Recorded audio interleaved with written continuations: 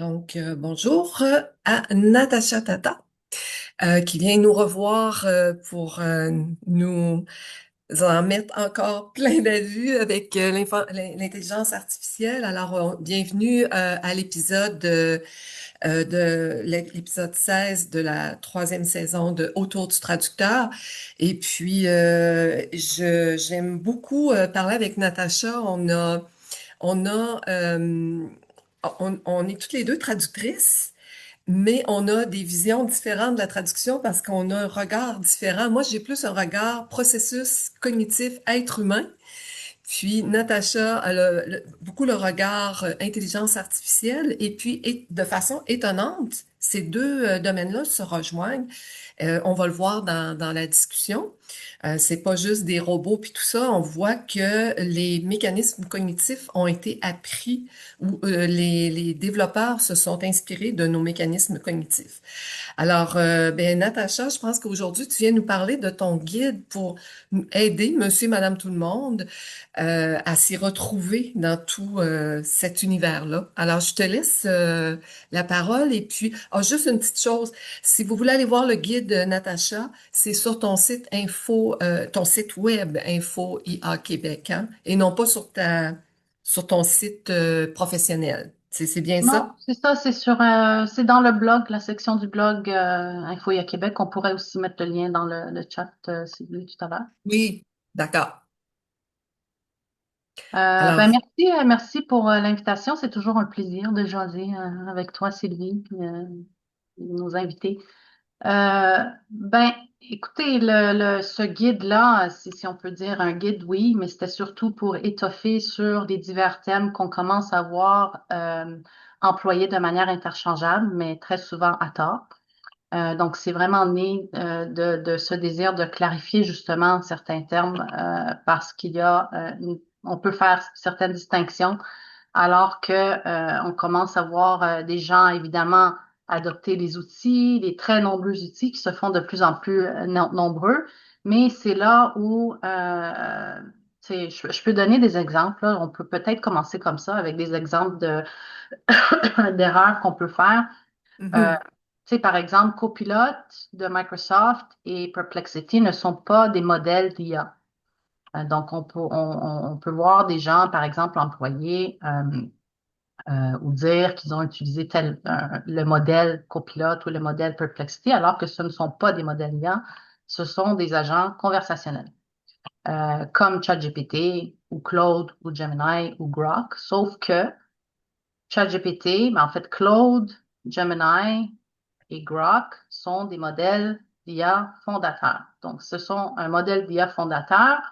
C'est un très grand modèle de langage sur lequel on pourra ensuite développer des outils comme Copilot de Microsoft ou Perplexity, qui est axé sur la recherche, mais qui en arrière-plan est propulsé par Claude, GPT et Grok.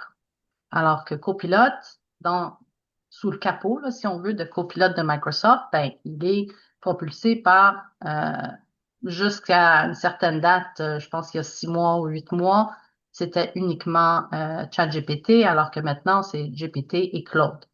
Alors, ChatGPT, c'est un robot conversationnel qui repose sur le modèle d'IA GPT. Donc, ChatGPT, c'est en fait l'interface de clavardage là, sur lequel on peut aller insérer une requête puis clavarder, mais sinon, il repose sur le grand modèle de langage, le LLM, l'acronyme LLM qu'on voit très souvent en anglais, GPT.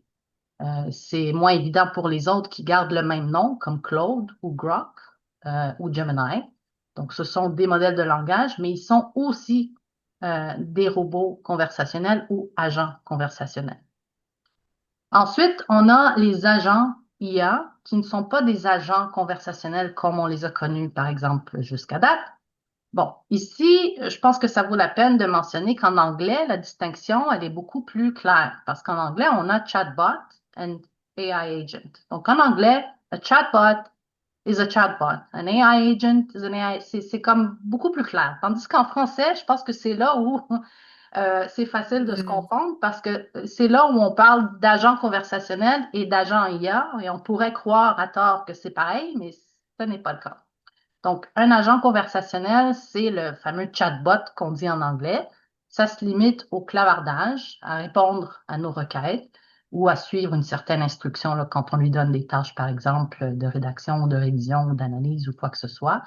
Mais un agent IA, c'est en fait un agent conversationnel auquel on a donné une certaine capacité agentive ou agentique. C'est synonyme, là, selon.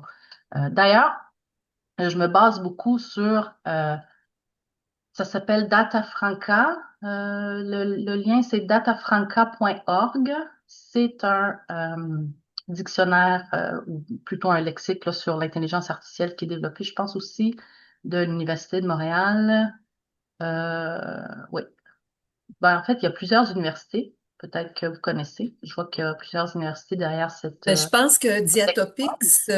Diatopix, Université de Hmm. Montréal, utilise, il me semble que ils utilisent, ils recommandent datafranca.org Oui, pour leur oui. recherche. OK? Exact. Donc, moi aussi, souvent, quand je vais aller chercher des équivalents en français, je vais très souvent aller m'appuyer là-dessus, si ce n'est pas la vitrine linguistique là, de l'OQLF, mais très souvent, je vais aussi aller faire une deuxième vérification sur Datafranca. Euh, excuse-moi, j'ai perdu. C'est bon à savoir ça. Oui, Ça veut dire, je me rappelle plus, datafranca.org, c'est canadien ou c'est ben, français? me semble que c'est canadien. Moi, en tout cas, je me souviens que c'était l'Université de Montréal qui avait publié. Je pense que c'est français, mais c'est une collaboration franco-québécoise ou franco-canadienne et c'est effectivement un collaborateur de l'Université de Montréal qui a Oui, c'est ça. collaboré à cet Mm. ouvrage-là. OK, ben merci beaucoup. Fait que, je vais le mettre dans le descriptif aussi de l'enregistrement là. Je pense que c'est une ressource qui est pas très connue des traducteurs. Oui, c'est important de le savoir. Et puis même la vitrine linguistique de l'OQLF a une section sur un lexique plus poussé en intelligence artificielle. Donc, on peut effectivement s'appuyer sur les deux. Euh, voilà, excuse-moi, là, j'étais rendue où? J'étais rendue dans On était, on était dans les les agents agents, conversationnels puis les agents IA, c'est ça. c'est ça. Donc, un agent IA va très souvent reposer sur un agent conversationnel auquel on a donné des capacités agentives ou agentiques. Qu'est-ce que ça fait, cette capacité agentive ou agentique? Ben, ça va lui donner des possibilités de mener des actions. Donc, on ne se limite plus simplement à répondre à une requête de façon comme on le fait là, avec un chatbot, par exemple, en dialoguant, mais il pourra aussi s'exécuter sur certaines tâches. Il pourra aussi prendre le contrôle de l'ordinateur. D'ailleurs, on est là, je pense, actuellement, de plus en plus avec les agents. Euh, c'est là où on doit faire la différence entre l'agent conversationnel et l'agent IA. C'est aussi ça peut très facilement porter à confusion quand un agent conversationnel, par exemple, comme ChatGPT, peut aussi devenir un agent IA, mais il faut lui donner cette capacité agentive. Bon, dans l'environnement de OpenAI, donc de l'interface de ChatGPT, on peut, par exemple, aller décocher le mode agent C'est ça. en cochant ou en basculant vers le mode agent, ben, ça donne à ChatGPT une capacité agentive, ce qui lui permettra de s'exécuter sur certaines actions. Donc, il pourra aller, par exemple, chercher sur le web et mener certaines actions à notre place. C'est toujours, par contre, encore dans un environnement plus ou moins sécurisé, dans le sens qu'on doit lui donner certains accès. S'il doit aller visiter un site, par exemple, qui demande un mot de passe, il va nous demander de prendre le contrôle, auquel cas on va aller se connecter, par exemple, à ce site-là. Ensuite, il y a comme un bouton pour lui redonner le contrôle de l'écran. Et après ça, ben, on pourra lui demander d'aller, par exemple, remplir tel ou tel formulaire, réserver un vol, par exemple, ou je sais pas moi, réserver, en fait, Un hôtel, une chambre d'hôtel, on pourrait faire oui, ça, là, des choses oui, comme c'est ça, ça, en oui, voyage. oui. c'est vraiment pour mieux comprendre la différence entre répondre à une requête et mener une action. Donc, mener une action, c'est vraiment agir. Donc, elle est là la différence entre l'agent conversationnel et l'agent IA. C'est vraiment entre répondre et agir. Et le fait qu'un agent conversationnel peut adopter des capacités agentives, comme c'est le cas par exemple avec ChatGPT, si on lui donne le mode agent, ben c'est là où ça peut porter à confusion et on pourrait parler d'agent, mais c'est pas, ça dépend comment on l'utilise, si c'est l'agent conversationnel ou l'agent IA. Ensuite, on pourrait prendre par exemple l'exemple des GPT. Donc les GPT qu'on peut personnaliser, qu'on peut construire dans ChatGPT. Là aussi, je vois parfois des erreurs où on dit, par exemple, mon modèle, j'ai créé un modèle d'IA alors que la personne a créé, par exemple, un GPT. Ça peut être aussi la même chose avec les gems dans Google. Ouais, je pense pas qu'il y en a d'autres parce que, bon, après Claude, on s'en va ailleurs. Mais en fait, c'est pas un modèle. Donc, les GPT personnalisés de OpenAI ne sont pas des modèles d'IA. Le modèle d'IA sur lequel repose ChatGPT et tous les GPT de ce monde est le modèle fondateur GPT de OpenAI. Donc, quand on construit un GPT, ça demeure un robot conversationnel comme ChatGPT qui a simplement une base de connaissances personnalisée avec un ajout d'instructions. Mais si on regarde, par exemple, il ne pourra pas non plus mener des tâches comme le fait le mode agent.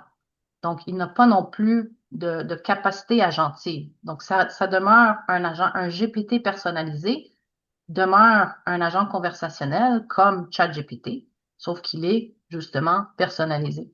Donc, ce n'est pas non plus un modèle que utiliser, par exemple, ChatGPT en soi. Après ça, on pourrait par contre donner à des GPT personnalisés des capacités agentives quand on le connecte avec des outils tiers et on pourrait aller vers l'automatisation aussi. Bref, c'est en lui donnant des capacités agentives qu'il va devenir un agent, mais pas en se limitant à l'environnement, par exemple, de OpenAI quand on construit un GPT pour... Normalement, on va en construire pour des tâches ciblées ou pour maintenir un certain contexte très étendu euh, qui serait un peu plus difficile à faire dans ChatGPT. Quoique, on peut le faire avec les projets. Et d'ailleurs, j'ai découvert la semaine dernière, moi j'ai l'habitude de faire des GPT. J'en ai toujours fait et il y en a plusieurs que j'utilise encore depuis très longue date, là. Ben, depuis que c'était possible. Je pense que ça fait environ 2 ans. Mais là, j'avais construit un nouveau GPT et je sais pas, bon, les performances, hein, peu importe le modèle, sont variables et ça a toujours été le cas. Ça se rétablit quand même assez souvent, là, la plupart du temps. Des fois, ça peut persister quelques jours. Des fois, ça peut être un effet des mises à jour. Donc, il va avoir un effet sur la performance. Il y a des mises à jour. Très souvent, quand on annonce une mise à jour, on peut s'attendre à des fluctuations de performance. Mais bref, la performance n'était pas là avec mon GPT et je ne sais pas qu'est-ce qui m'a donné le réflexe, mais je suis allée ouvrir un projet dans ChatGPT pour faire mon travail plutôt que d'utiliser mon GPT qui avait, tu sais, tout mon contexte, là, parce que c'est surtout le contexte qui est important. Et à ma très grande surprise, j'ai trouvé que je travaillais beaucoup mieux dans le projet que le GPT que je venais de réaliser. Donc, est-ce que parce que c'était nouveau, parce que quand même, j'ai encore des vieux GPT que j'utilise encore, là, surtout en traduction, tu sais, Oui, surtout ah en oui. On traduction, l'entraîne là, quand je veux, constamment. oui, quand je veux qu'il reste vraiment dans un domaine, là, par exemple, dans le droit, donc je veux qu'il garde je veux qu'il adopte une écriture légale, qu'il garde certaines contraintes, là, qu'il soit très contraint dans ce secteur-là. Je l'utilise depuis 2 ans, puis ça marche super bien. Mais bref, dans ce cas-là, c'était une nouveauté pour moi où je venais de créer un GPT, puis pourtant le projet fonctionnait mieux avec la moitié du contexte que j'avais parce que j'avais pas non plus tout mis là, dans mon projet comme je l'avais fait dans le GPT, parce que dans le GPT, on peut lui donner plusieurs documents là, de diverses sources et on peut aller aussi étoffer l'instruction. Donc, on a une boîte de dialogue pour l'instruction qui est quand même assez longue. Donc, j'avais pas mis tout ça dans mon projet et pourtant, c'était suffisant pour faire le travail que je faisais là. Mais c'est de comprendre aussi la limite des GPT quand on l'utilise là. Quand tu Donc, parles parce que j'en ai construit un, justement, un oui. GPT en traduction, en fait, en révision, là. Mm. Et puis, quels outils tiers on peut raccorder à notre GPT personnalisé pour lui donner plus d'autonomie? Ben, C'est, ça dépend. Je pense que ça dépend de ce qu'on veut réaliser, ce qu'on veut faire. Je veux dire, puis après, on tombe aussi dans l'automatisation. D'ailleurs, j'aborde aussi la question sur le guide justement parce que avec l'IA, j'ai l'impression qu'on parle aussi de plus en plus d'automatisation, alors que l'automatisation en soi n'est rien de nouveau. Je veux dire, ça fait très longtemps, là, peut-être même 20 ans que ça existe l'automatisation et c'est en fait très simple. C'est donner tu sais, des instructions préprogrammées avec Mhm. des déclencheurs. Donc, si c'est X, tu fais Y, si c'est Z, tu fais X. Bref, avec certaines règles, mais où il y a un si c'est si, c'est ça. Non, je pense qu'on appelle ça Mhm. Mhm. des déclencheurs. Ça existait avant, là, c'est rien de nouveau. Là où ça change un peu la donne avec l'IA et probablement la raison pour laquelle on l'entend de plus en plus, c'est que justement, on peut aller ajouter à une certaine automatisation classique qu'on avait auparavant un agent IA, auquel cas il pourra justement prendre aussi une décision. Donc, c'est cette prise de décision que pourra faire l'agent qui n'existait pas avant avec l'automatisation classique. Donc, maintenant, on commence à parler d'automatisation. C'est là où je pense qu'on voit la différence entre automatisation et automatisation IA. Donc, c'est l'ajout de l'agent IA dans le processus justement d'automatisation qui va nécessairement donner cet ajout de prise de décision que l'automatisation classique n'avait pas avant. Pour répondre plus directement à ta question, je m'excuse si je me suis un petit peu éloignée, mais c'est un peu pour Non, c'est correct. situer On aussi un peu, explore. oui, c'est aussi un peu pour situer le contexte et pour faire la différence entre les deux. Honnêtement, moi, je ne suis pas programmeur, donc je ne sais pas là, c'est lesquels les outils, mais je tendrais à croire que c'est des outils d'automatisation, par exemple, comme N8N, N8N, Make, Zapier, tous ces outils qui, jusqu'à date, faisaient de toute façon Oui, Zapier, je pense que je connais. N8N, c'est nouveau, là, mais même les plus anciens comme Zapier, qui date pas d'hier et avec lequel on pouvait déjà faire des automatisations il y a quand même plusieurs années, maintenant est évidemment à jour et on peut aussi le connecter avec les agents. Donc, je pense que c'est une question de prendre des API pour connecter, que ce soit les GPT ou les modèles aussi, là, dans certains cas, et aller les connecter avec ce genre d'outils d'automatisation pour y ajouter nos agents ou des instructions même plus personnalisées quand il est question de le connecter avec des agents comme ChatGPT ou Claude, par exemple. Euh, Ah. les outils aussi qui nous permettent de faire ce genre de tâches se simplifient de plus en plus. D'ailleurs, les agents, si je prends l'agent conversationnel Claude, honnêtement, moi aussi, je me pose la question et d'ailleurs, c'est que ça change, ça évolue tellement rapidement. Ce qu'on pouvait faire hier et ce qu'on peut faire aujourd'hui, ça change vraiment vite. Ça change extrêmement rapidement. On n'a pas souvent, on n'a même pas le temps de faire certaines évaluations ou certains tests parce que déjà les choses ont changé. Tu sais, on compte faire un test sur telle affaire, mais le temps d'arriver pour faire le test, mais ça a déjà changé, c'est déjà mis à jour. Et je pense que Claude est un bel exemple de ça. Quasiment tous les jours, il y a des ajouts sur les fonctionnalités. Euh, tu sais, Claude, en tant que tel, est un modèle fondateur, est un agent conversationnel. Ensuite, il a aussi des agents comme Claude Code, par exemple, ou maintenant il y a le Cowork aussi. Euh, donc, ce sont des agents qui vont prendre en charge l'ordinateur de l'utilisateur, par exemple. Mais Claude en soi aussi adopte et semble, on dirait, de manière automatique, des capacités agentives. Donc là où dans ChatGPT, il faut aller basculer, il faut aller déclencher le mode agent pour lui donner des capacités agentives, j'ai comme l'impression que dans Claude, c'est automatique. Et pourquoi je dis ça? Ben, très concrètement, en fonction de un dernier test que j'ai fait, et je l'ai déjà, d'ailleurs, ça a été publié, c'est ma recette de cette semaine, ben, numéro 15 de la semaine dernière, mais Dans ton qui infolettre, sera, hein. oui, puis, mais qui sera publié aujourd'hui là, pour l'hebdo de cette semaine. Ben, c'est que maintenant, Claude, on peut carrément aller créer des graphiques interactifs dans l'environnement. Et c'est vraiment tout bête, tout simple. Crée-moi un graphique interactif sur... je publie 3 exemples. Un des exemples, c'était pour comprendre le développement exponentiel de l'IA. Et c'était un exemple. Mais c'est quand même particulier parce que on pourrait croire que ça se limite à des graphiques. Moi, du moins quand j'ai lu l'annonce, c'est de cette manière que je l'ai compris, c'est que on peut créer un graphique carrément et directement dans Claude. Donc, on lui demande un graphique il va le faire là, dans l'environnement là, de clavardage de Claude. Sauf que c'est beaucoup plus qu'un graphique, ce que j'ai fait. C'est un outil interactif. Il me semble que c'est pas la même chose. Tu comprends? Je veux dire, il va créer un outil avec des boutons avec lesquels on peut interagir. Cliquable, puis on On interagit peut, ensemble. oui, Ouais. puis il va faire tout ça tout seul. On peut aussi le télécharger en HTML puis le partager sur le lien. Ça devient un site web. Je veux dire, c'est incroyable là, ce qu'on peut faire et ce qu'on est en train de faire. Il me semble que ça va un petit peu plus loin que de juste se limiter à répondre à une requête. Il s'exécute, il mène une action.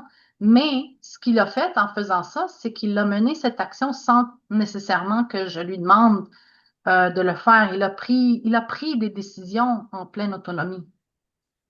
Et ça, en tout cas, moi, je suis tombée de ma chaise, honnêtement. Ben, Comme tu vois, ça va tellement vite que... Ouais. je vois déjà les possibilités au point de vue cognitif. On parle beaucoup des graphes de connaissances en traduction, là. Hum, Et puis, je vois déjà tout ce côté-là. hum, D'aller vérifier quand on fait de la révision si les connaissances qui sont injectées dans le texte de départ sont les mêmes que dans le texte d'arrivée. Si le traducteur a pas compris un passage, si tu génères un graphique interactif comme ça, ben tu vas le voir rapidement que le traducteur il a passé à côté d'un concept, soit qu'il n'a pas fait les recherches, soit qu'il n'a pas compris, parce que faut pas se le cacher, on traduit maintenant de plus en plus en post-édition, puis les textes qu'on traduit de façon traditionnelle, ben c'est les plus compliqués là.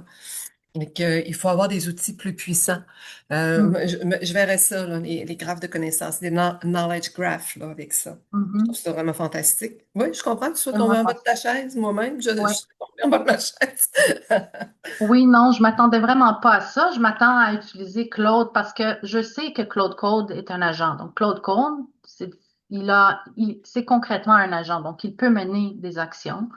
Il travaille dans le terminal. Bon, maintenant, ils ont aussi, il y a l'interface à part là qu'on peut télécharger sur local pour y travailler. D'ailleurs, je dois mettre mon propre système à jour parce que je manque de place pour l'héberger sur mon ordinateur. Mais moi, je travaillais dans Claude, qui est un agent conversationnel, sauf que finalement, il a aussi des capacités agentives de manière automatique. Donc, il prend cette décision euh, intuitivement, là, intérieurement, comment le dire, je sais plus, là. Mais, mais je m'attendais à faire un graphique, même qui soit interactif, d'accord, mais je voyais plus ça dans le sens de poser des questions, avoir des réponses comme fonctionne un agent conversationnel normalement, à proprement dit. Tandis que non, il s'est vraiment exécuté et il va vraiment plus loin. Euh, je ne veux pas m'avancer sur d'autres choses que je montre dans les jours à venir parce que c'est une surprise, mais il va OK. même plus loin. Ouais. Il va même plus loin. Quand même, c'est impressionnant. Vraiment. Déroutant parfois, peut-être. Oui. Mais moi, ce que je trouve en tant que Madame Tout-le-Monde en informatique, Ouais. ce que je trouve, Moi entre aussi, autres, en passant, hein. En passant, non, non, mais n'oubliez pas, attends, c'est parce que je vais le rappeler aussi, là. Je ne suis pas programmeuse, je ne suis pas Ah oui, informaticienne, oui. je ne suis pas T'es pas technique. développeur, t'es pas, Pas du non. tout, je suis juste une enthousiaste de la technologie en général. C'est pourquoi je me énormément dans ce secteur-là. Donc, je suis juste quelqu'un qui a juste un très grand intérêt et qui va beaucoup lire sur le sujet. Et c'est la raison d'être d'Infolia Québec et tout le contenu là, et la communauté que je nourris avec tout ce que je lis et ce que je découvre. Donc, je peux pas répondre à des questions, tu sais, très, très techniques, mais surtout par rapport à mes observations, puis à mes tests quand même. Quand même, j'ai une affinité, hein. Puisque j'aime ça, je vais tester. J'utilise tous les agents conversationnels, je les utilise tous, je les teste tous. Donc, forcément, je vais les utiliser, mais je ne suis pas toujours en mesure non plus de répondre de manière là, hyper technique sur le pourquoi ou le comment. Mais chose certaine, surtout pour nous, je pense, Sylvie, là, les monsieur, madame, tout le monde de ce monde, c'est, je pense que le seul enjeu, c'est de franchir cette peur de, d'expérimenter. Parce que, justement, quand on n'est pas techno, là, très technique, qu'on n'utilise pas ou qu'on n'a jamais vraiment eu l'habitude de s'aventurer avec des outils, il y a comme une barrière c'est comme une peur, là. On a peur d'y toucher. Moi, par exemple, le terminal du Windows Prompt, parce que Cloud Code, ça exigeait quand même là, certaines étapes plutôt techniques, quoi qu'on retrouve tout, là, par exemple, sur YouTube ou même dans Anthropic, là, ils ont énormément de ressources d'aide pour justement comprendre comment utiliser les outils, comment les installer, mais je le trouve beaucoup moins convivial que ChatGPT. Par exemple, ChatGPT, bon, il y a juste un bouton, là, cliquer mode agent et c'est tout, on est dans le mode agent. Mm. Mais Ouais, GPT aussi, là, ça se résume à quelques étapes très simples. Et ouais. après ça, ben, c'est à nous d'y mettre ce qu'on veut là, pour lui donner sa base de connaissances puis ses instructions. Claude Code se simplifie, évidemment aussi, mais il y a quand même, j'ai comme l'impression que c'est un petit peu moins convivial, là, venant de quelqu'un qui, effectivement, n'est pas technique, qui a jamais codé une ligne de sa vie, là, par exemple. Ouais. Mais c'est là où c'est extraordinaire, c'est que, justement, j'ai fabriqué des choses qui exigent du codage sans faire aucun codage. Et je peux même aller apporter des modifications, aller itérer comme si je programmais, mais je ne suis aucunement programmeuse. Et ça, c'est vraiment extraordinaire pour les monsieur, madame, tout le monde qui ne s'y connaissent pas en Ouais. informatique parce qu'on n'a même plus besoin de s'y connaître en informatique. Euh, on fait juste le demander, puis c'est Claude, surtout Claude, là, honnêtement, bien honnêtement, dans ces cas-là, là, pour des outils, puis des trucs comme ça, je dirais que Claude, c'est celui à préférer là, comparativement à ChatGPT. Mais ChatGPT, c'est mon outil principal pour tout ce qui est rédaction, traduction ou tâches langagères, là, c'est certain. Euh, par contre, et c'est extrêmement important que je donne ce message, c'est que on doit faire attention. D'ailleurs, c'est même Jacques, qui est d'ailleurs un vrai programmeur et, logiciel, et ingénieur logiciel de longue depuis 20-30 ans, qui a publié ce matin sur le groupe par rapport à ça. On doit vraiment faire attention parce que, et je pense que c'est le marketing derrière tous ces outils-là de vibe coding. On entend de plus en plus le vibe coding. En passant en français, c'est la programmation intuitive, Oh, selon la vitrine linguistique. la vitrine linguistique, OK. Oui, la vitrine linguistique propose programmation intuitive pour vibe coding, que j'aime bien d'ailleurs. Je pense que c'était une bonne, Ouais, c'est bien. c'est vrai que c'est programmé avec intuition plutôt Mhm. qu'avec des règles. Donc, je pense que c'était un bon choix pour équivalent. Donc, on commence à voir de plus en plus ce genre d'outils, ce genre de termes aussi qui émergent beaucoup, même dans la presse, mais ils emploient le terme anglais vibe coding. Euh, les outils sont plus faciles à utiliser. On fait juste demander, puis on reçoit un outil tout prêt à l'emploi. C'est quand même bluffant et extraordinaire. Mais les agents aussi, là, on pourrait parler un petit peu de OpenClaw si tu voudrais. Il faut vraiment faire attention parce que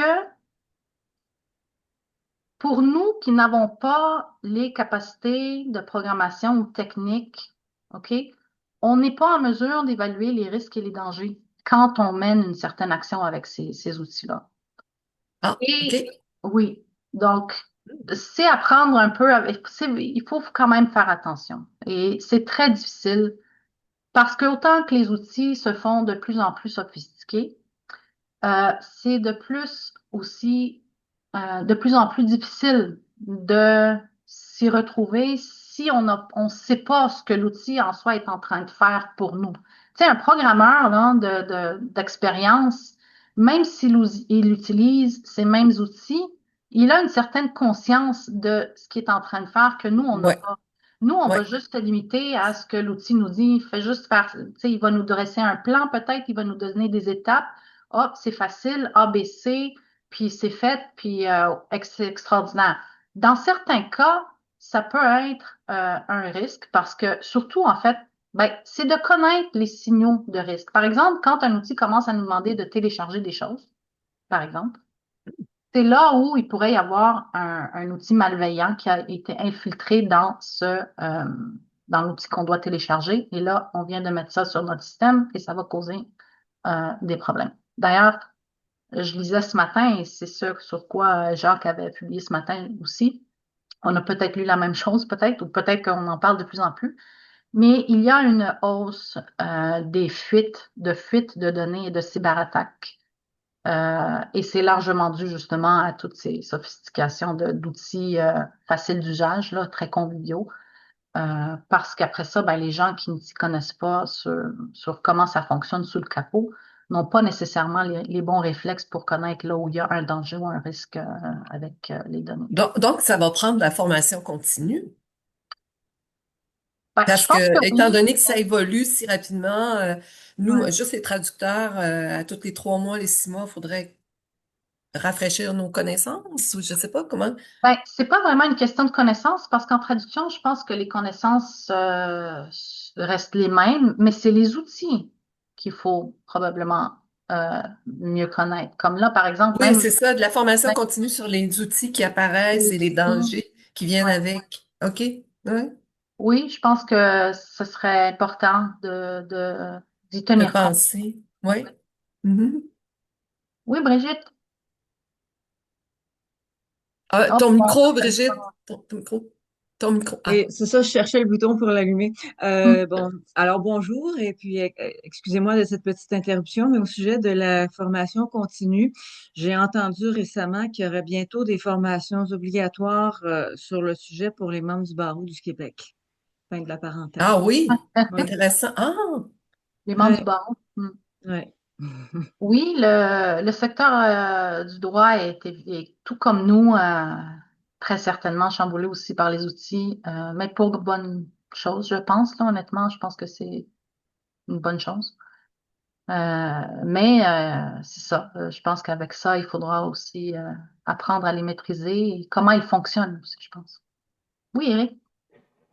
Merci pour la discussion, mais je voulais savoir, ben moi je fais un peu de programmation, fait que je peux vous Bon. dire que bon, on peut être perdu même si on programme aussi là, Hmm. mais c'est utile de connaître les commandes de base de Python puis de certains langages là, justement pour interpréter qu'est-ce que les... D'ailleurs, si je compare avec Claude puis ChatGPT, souvent, il envoie du code défectueux là, qui fonctionne pas, tandis que Claude est beaucoup plus efficace sur ce plan-là. Mais en tout cas, c'est une parenthèse.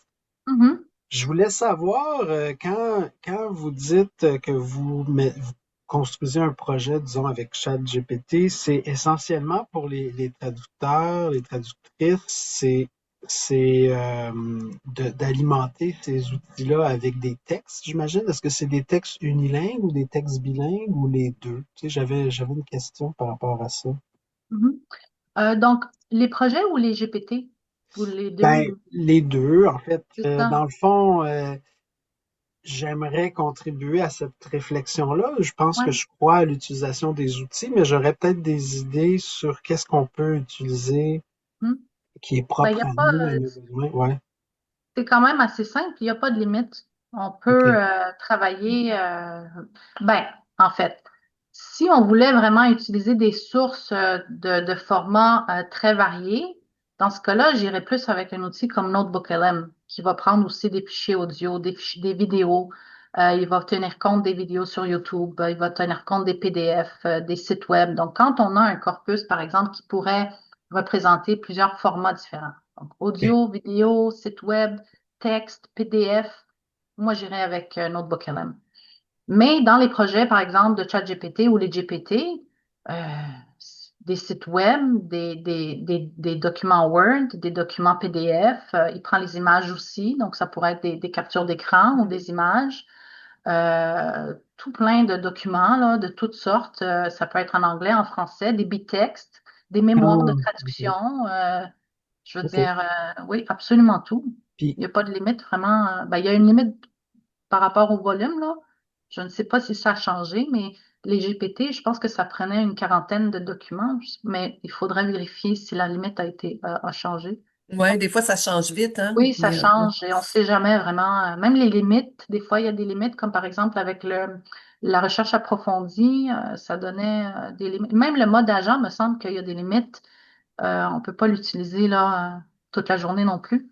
Je pense qu'il y a des limites d'utilisation. Et ces limites-là aussi vont souvent fluctuer en fonction de la charge là, sur le serveur, probablement là, la demande. Parce que des fois, je vois que la limite, elle est à tel nombre de requêtes, par exemple, puis ben, elle pourrait être remise plus. ça Ça change, change, oui, OK, ça change, dans la oui. journée. OK. Mm. est-ce que vous utilisez ces outils? Mettons, comme vous avez beaucoup de documentation, est-ce que vous Ouais. avez la possibilité de demander à ces outils-là, comme GPT, de fournir la référence qu'il a utilisée? J'imagine, disons qu'on utilise ça pour traduire, puis Oui. on dit à l'outil, ben, fie-toi pour les traductions à tel site du gouvernement du Canada Hmm. qui sert de documentation.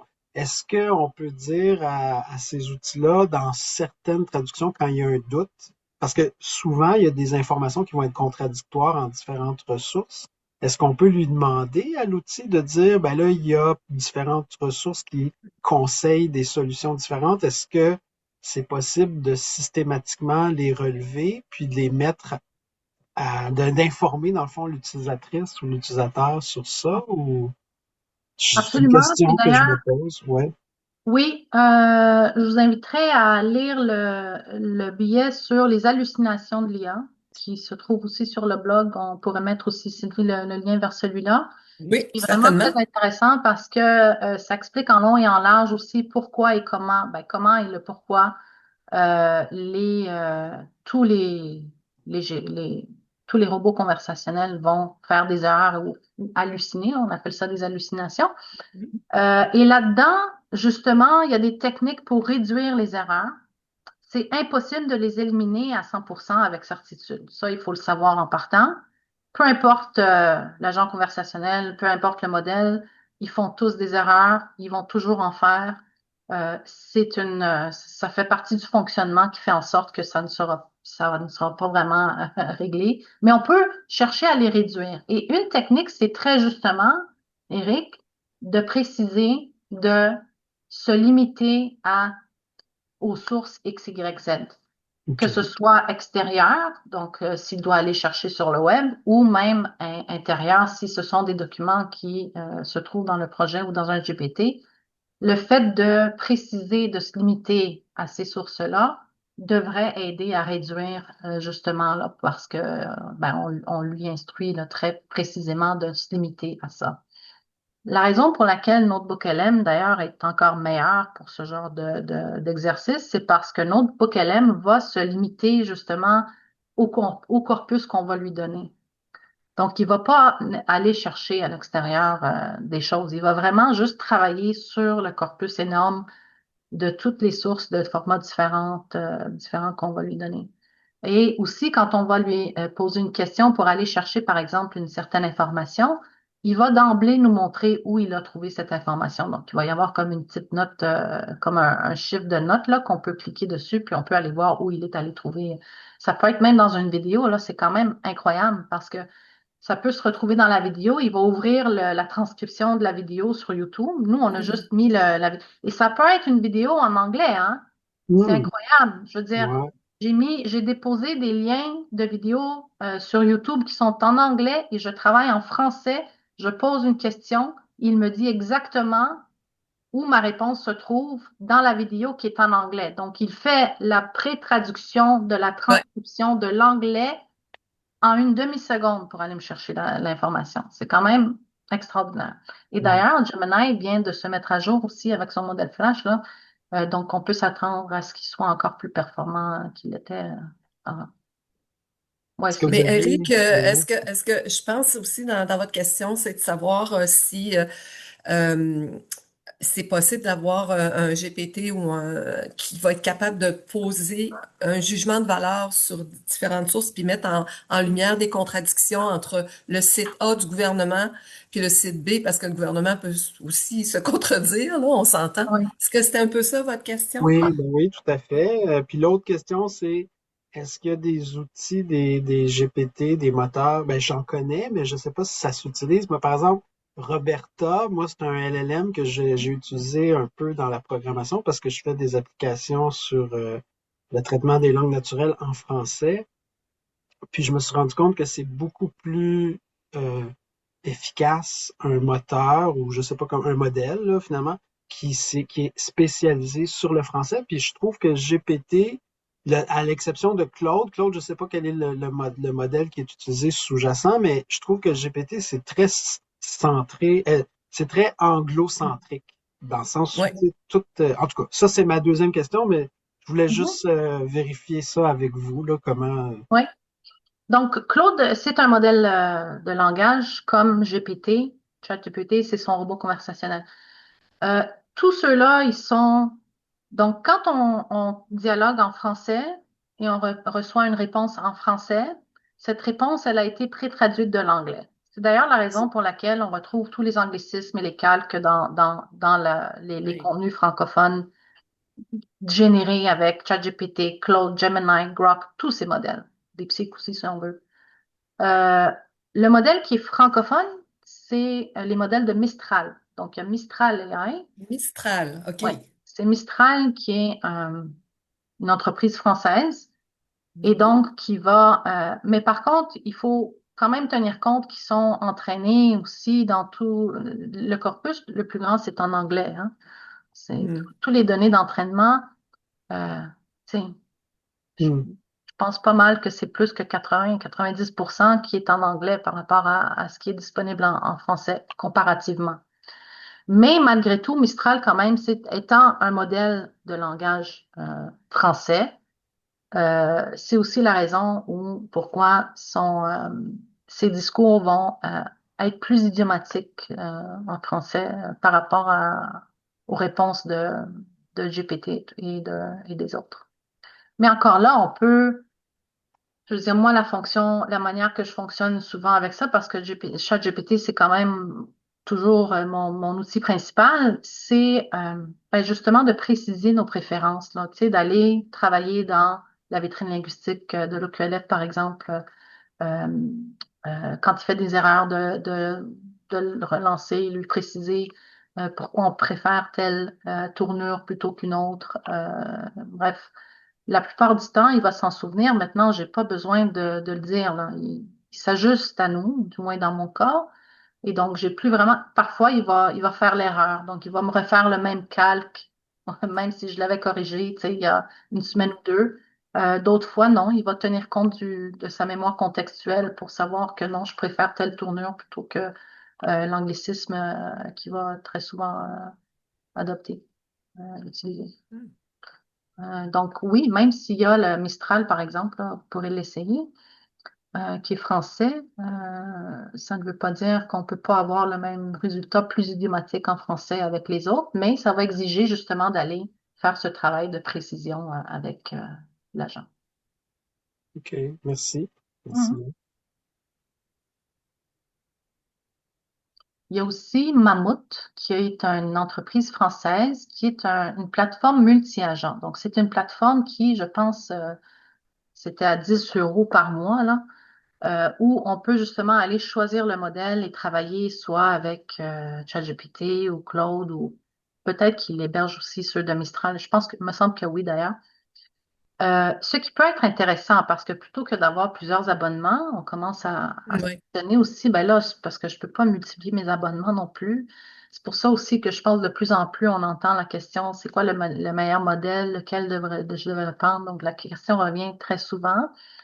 Le problème avec la plateforme multi-agent de Mammouth, qui est français, c'est que, du moins, ce que j'observe dans les commentaires des utilisateurs et les retours d'expérience, c'est que à un moment donné, au-delà du 10 euros par mois que ça coûte, on tombe dans les crédits selon l'utilisation et c'est là que ça devient cher.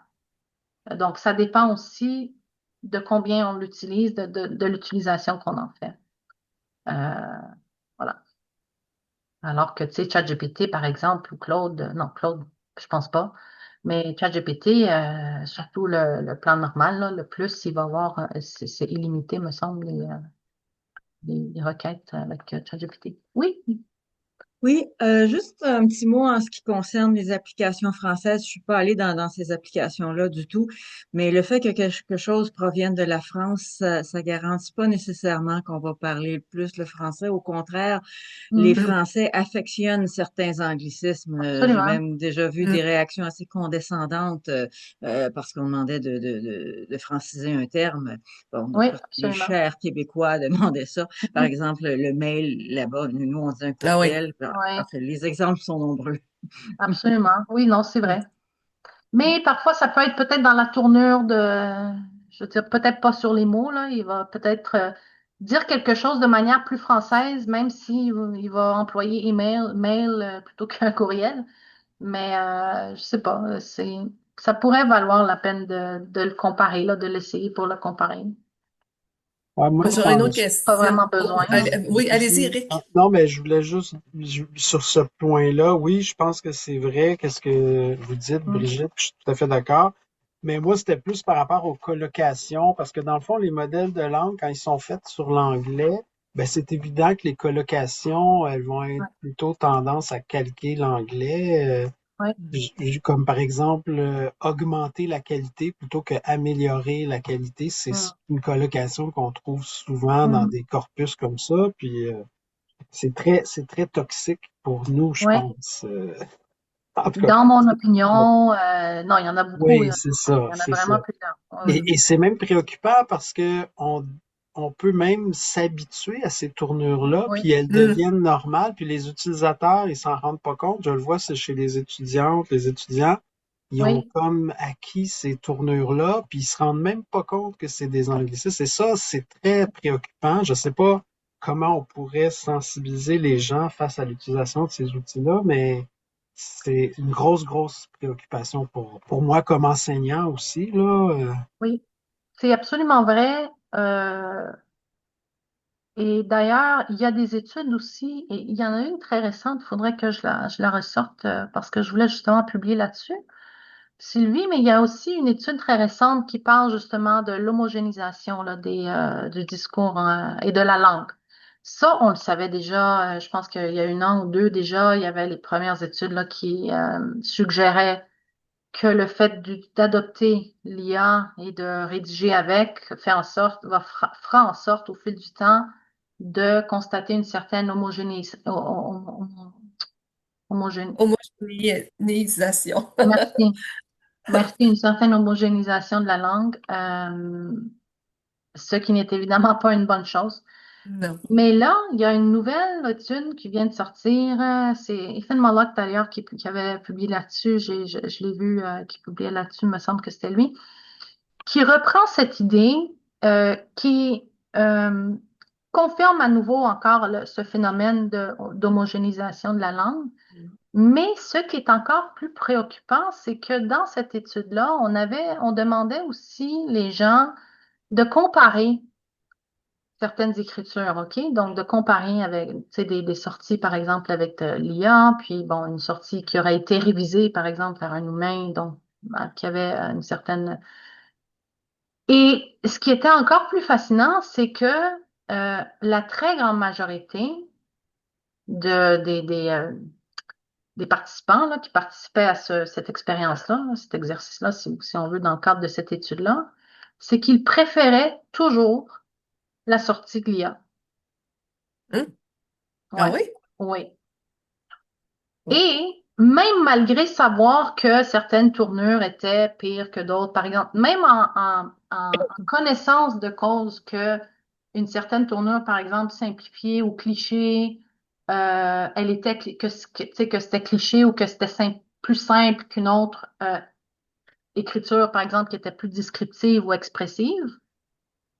Les gens ou les participants, en tout cas, un taux très élevé, là, c'était comme quasiment catégorique que tout le monde préférait la sortie de l'IA. Donc, non seulement on va probablement voir cette homogénéisation là, puis d'ailleurs on le voit déjà, je pense là, peut-être certaines personnes plus que d'autres ou moins que d'autres, mais on commence à voir là les mêmes, reconnaître déjà l'écriture de l'IA, la structure de l'IA. Moi, je le vois souvent dans la structure là, quand je vois des publications. C'est immédiat là, quand c'est écrit avec l'IA. Même quand je vois qu'il y a eu un effort de changer certaines choses, j'ai comme l'impression qu'il y a, il y a des signaux qui sont qui restent malgré tout évidents. Mais on dirait que ben, Sylvie, j'aimerais bien ton apport là-dessus. Qu'est-ce que ça fait à notre cognition? Parce que ça veut dire Ça appauvrit notre ça veut cognition. dire qu'on commence le fait de préférer la sortie de l'IA fait en sorte que ça vient affecter justement notre perception. C'est ça, non? Et notre Puis cognition. ça amène aussi, moi, ce que je vois, là, il n'y a rien de prouvé encore, mais on sait qu'il y a ça amène, ça diminue notre capacité de réflexion. On se pose plus de questions. C'est ce que je vois, là. Oui, Ça diminue notre capacité. Parce que la langue, c'est la pensée. oui, Puis là, on met ça entre les mains et dans le fond, là, on fait l'inverse. Au lieu de partir de notre pensée pour aller vers les mots, on part de la sortie machine qu'on a, puis on rajoute notre pensée dedans. C'est exactement le contraire de ce que on fait normalement. La langue a été créée pour partir d'émotions, pour lesquelles on n'a même pas de mots encore. Puis, oui, ce qui nous distingue des animaux, ben, c'est justement qu'on a la capacité de construire des concepts, puis de transmettre ces concepts-là à nos congénères. Mais là, c'est plus ça là, qu'on fait, on fait le contraire. Fait que oui. ça, je trouve ça dangereux. En tout cas, pour la Une capacité. autre, oui, Pour la post-édition, ben, j'en parle déjà. À mon avis, parce que moi, je fais partie d'une génération de traducteurs qui ont bâti toute leur flexibilité cognitive de passer d'une langue à l'autre, la oui, capacité de leur mémoire à court terme, leur mémoire à long terme pour faire de la traduction, puis ça prend des années. Ceux qui tombent dans la post-édition, ben, ils vont tomber ils vont venir dépendants de tous ces outils-là, puis leur capacité de réflexion va diminuer. Donc, on va se retrouver avec, à mon avis, là, deux classes de langagiers qui font le passage d'une langue à l'autre, ceux qui vont être des post-éditeurs, puis ceux qui vont être des traducteurs qui vont avoir développé ces capacités-là, mais qui vont mm, travailler dans des niches, dans des créneaux. mm, Euh, donc, on va devenir une minorité, ce qui était ouais, pour ma génération, puis les générations qui m'ont suivi, une façon normale de travailler, va devenir une façon de travailler dans des créneaux. mm, Puis ouais. le restant, ça va être je sais pas, Eric, si Ouais. vous enseignez la post-édition à l'UQTR, là. Ben, pas encore formellement, mais en pratique, oui. Moi, je l'ai enseigné un peu, si on veut, d'une certaine façon, indirectement, mais ouais, non, c'est ça. C'est vrai que c'est un mouvement qui est vaste, et puis je pense qu'effectivement, il y a une certaine uniformisation qui va se faire dans toutes les langues. D'ailleurs, c'est pas juste le français qui subit ça de Mhm. l'anglais, mais C'est c'est ça. l'anglais qui joue un rôle impérialiste dans l'usage, là. C'est-à-dire que on Mhm, consacre l'usage anglais comme étant l'usage commun. En tout cas, c'est particulier, mais comme le disait Natacha, même les locuteurs préfèrent quelque chose qui vient manifestement pas du français pour ouais, adopter un peu c'est une vogue de l'anglicisme, en fait, ouais, c'est vrai, c'est carrément ça. Alors oui, c'est préoccupant parce que là, les standards, les normes vont complètement basculer. À partir de quand? Est-ce que nos jeunes vont pouvoir lire les textes classiques en français aussi aisément? Non, forcément que Mhm. non. Fait que ça va soulever un paquet de problèmes culturels avec l'héritage, la transmission des savoirs. En tout cas, L'intergénérationnel, autrement dit, là, ouais, ça va être plus ouais, difficile. ça va être difficile. Mhm. Je trouve ça intéressant, mais je pense qu'il va y avoir c'est comme toujours dans l'histoire, il va y avoir un retour à un moment donné. Il va y avoir une prise de conscience. On commence déjà à en parler entre nous, là. Alors, il Exact. va y Mhm. avoir sûrement des mécanismes. Il y a des gens qui vont se conscientiser puis qui vont dire, oh, là, non, on va arrêter, là. Mhm. Exact. Il va y avoir des limites. Moi, je suis sûre qu'il va y avoir des limites qui vont se Ah, mettre, mais on n'est pas rendu là, là. C'est oui, ça. non. Oui, Mais non, c'est ça. moi, c'est pour ça peut-être ma contribution. En tout cas, j'ai vu le site Info IA Québec. C'est super intéressant. Félicitations, Natacha, je ne le connaissais Mhm. pas. Donc, je communiquerai avec vous peut-être pour une contribution Bien sûr. pas marginale, mais des idées comme ça. Je pense que d'après moi, humblement, j'ai l'impression que si on travaille avec les données, peut-être qu'on va avoir plus de succès, mais je suis pas certain. Les outils sont tellement bien implantés que en tout cas, je me dis peut-être qu'on peut faire des efforts vers les données elles-mêmes, là, en étant réaliste là, sur ce Mhm. qu'on peut faire. Qu'est-ce que vous entendez, Rick, Ben travailler à partir des justement, données? des corpus de qualité, des corpus reconnus, évalués. Je pense que ça pourrait aider, j'ai l'impression, au moins de dire aux gens qui ont des hésitations par rapport à l'usage, de dire, ben voici un corpus en français de bonne qualité, de bons registres. C'est sûr que ça demande un certain consensus, mais la même chose pour les traductions aussi. Il y a des traductions qui sont meilleures que d'autres, donc on pourrait probablement regrouper des corpus qui seraient ouverts, là. Les données, il faut nécessairement qu'elles soient aussi ouvertes, là, c'est sûr. Mais Mhm. moi, j'aimerais ça. Moi, contribuer à ça, j'en ai déjà quelques-uns. Par exemple, quelqu'un qui traduit en économie, finance, ben, ça serait intéressant d'avoir un corpus sur les discours sur le budget, par exemple, du gouvernement fédéral. On les a déjà, mais ils sont pas présentés sous forme euh, parallèle. Alors, c'est des idées que je lance comme ça. Donc, Mhm. je ne sais Mais pas. vous Ouais. viendrez nous en parler autour du traducteur, Eric? OK, ça marche. Oui, parce que là, le Ça temps file, il marche? est déjà 1 heure. Oui, c'est ça. Oui, c'est Avec ça. Alors, je plaisir. pense qu'il y en Ben a qui oui, doivent retourner travailler oui. puis qui ont eu la gentillesse de se joindre à nous pendant leur heure de lunch. Ben, Mhm. merci beaucoup, Natacha. Je vais mettre sur, comme je dis toujours, sur YouTube et sur Spotify l'enregistrement là dans les jours qui viennent et puis vous pourrez le réécouter. Ceux qui l'auront pas écouté, mais que vous connaissez, ben pourront l'écouter en rattrapage. Merci beaucoup, Natacha. Sylvie et à tous qui se sont Merci. joints à nous. Au revoir. C'est un Au revoir. plaisir. Au Merci. revoir et merci Bon. beaucoup. Merci beaucoup. Au revoir.